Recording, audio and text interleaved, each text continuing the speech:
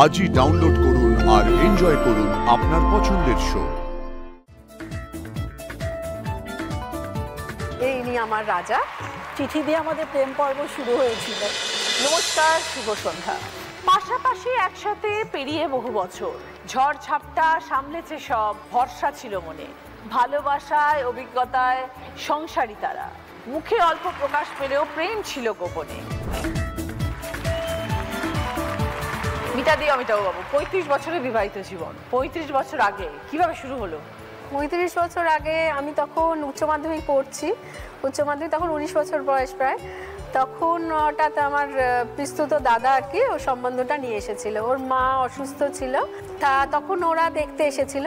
একটা বর্ষার দিনে মানে একটা অর্ডিনারি একটা রাবারের চটি পরে, বর্ষার যে চটি হয় সেই চটি পরে, একটা হাফাতা শার্ট পরে, মানে একদম মানে পাতি জামা কাপড় পরে এসেছিল। মানে আমার ছিল, ফোকাসে ছিল যে ছেলে দেখতে আসবে, যে সে হচ্ছে খুব স্মার্ট হবে, খুব মানে সেজে গুজে আসবে, ফিটফাট হয়ে আসবে। কিন্তু একে দেখে তারপরে এতটা টাক তখন ছিল না, খুব বেশি টাক পড়ে গেছে। তা সেই মাথায় চুল ছিল, এটা বলাটা পুরো ঠিক না, এতটা ছিল না আর কি। তা তখন টাক ছিল, বাট আমার দেখে খুব এজেড মনে হচ্ছিল।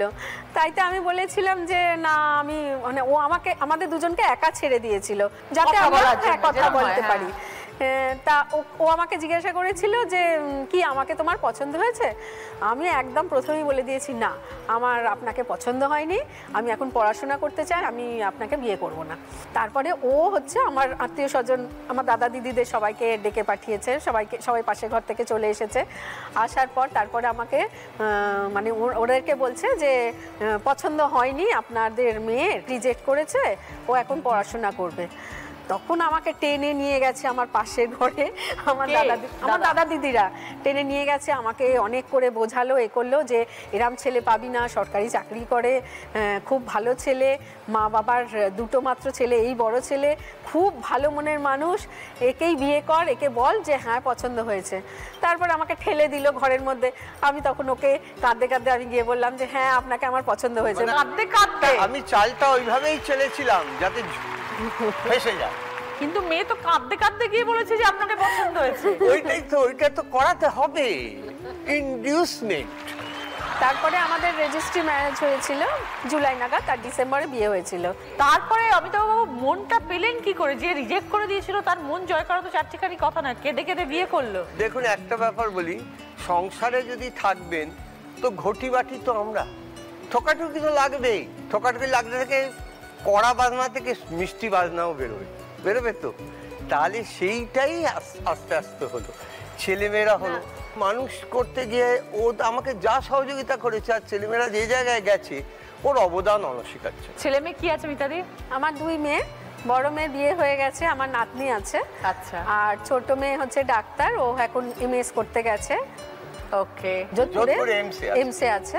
বাহ বাহ, তাহলে এতগুলো বছর হয়ে গেল, সুন্দরভাবে চললো জীবনটা। মাঝে মাঝে লাগে খটাখটি? মেইনলি কারণটা, মেইন বিষয়টা হচ্ছে তুমি এইটাখানে ভুল করেছো, তুমি ওইখানে ওটা ভুল, যে যা দোষটা দেখ ধরা হয়। মেয়েদের ভালো কিছু হলে, নাতনিদের ভালো কিছু হলে তখন হচ্ছে আমার জন্য হয়েছে, আর যখন খারাপ কিছু হবে এই তোমার জন্যই হয়েছে, এই রকম সবসময় দোষারোপ করে। কিন্তু একটা খুব ভালো জিনিস, যখন ঝগড়া হয় না, ঝগড়ার পরে রান্না বান্নাটা অসাধারণ হয়।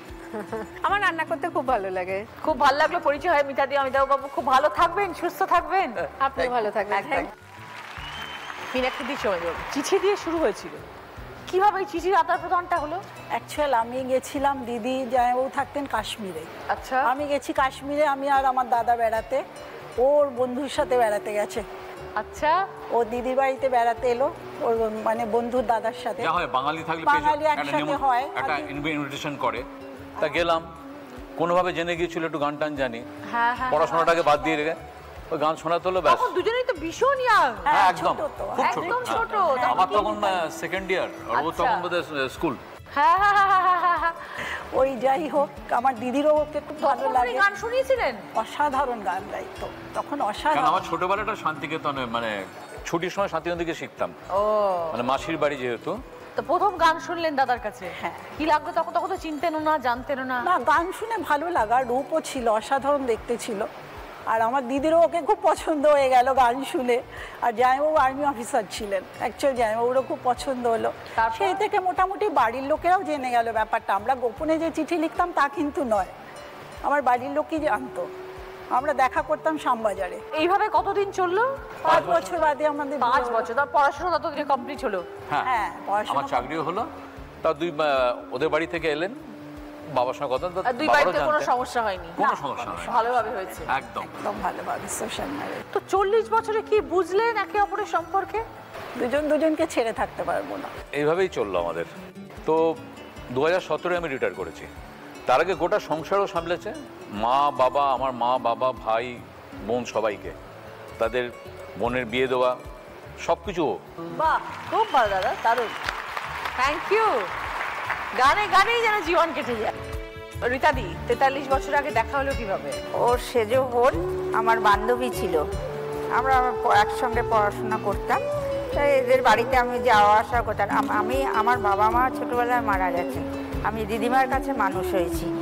তারপর দিদিমাও অসুস্থ, তাই এদের বাড়িতে যাওয়া আসা, মানে ওদের ফ্যামিলির সঙ্গে আমার খুব অ্যাটাচমেন্ট ছিল। তারপরে দিদিমার যখন মানে মৃত্যু সজ্জায় আর কি, ওনার একটা ইচ্ছে ছিল যে এই ছেলেটির হাতে তুলে দিলে হয়তো এই হবে। তা সেই থেকেই আর কি হয়ে গেছে। তখন ওর অনেক বাড়িতে বোন, শ্বশুর শাশুড়ি সবাই ছিলেন, যৌথ ফ্যামিলি যাকে বলে। 2005-এ অফিস বন্ধ হয়ে যায় আর কি, তখন থেকেই আর কি স্পোর্টসের এটা আর কি, যেহেতু খেলাধুলা করতো। স্পোর্টসের কিসের বিজনেস শুরু করলেন দাদা?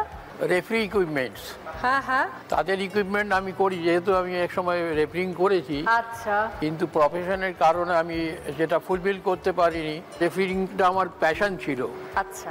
ভারত বিখ্যাত রেফারিদের সঙ্গে আমার যোগাযোগ হয়েছে এক সময়, এবং অল ইন্ডিয়াতেও আমি AIFF যেটা আছে, অল ইন্ডিয়া ফুটবল ফেডারেশন, সেখানে আমি কাজ করেছি অনেক দিন, যার জন্য আমার একটু সুবিধা হয়েছে।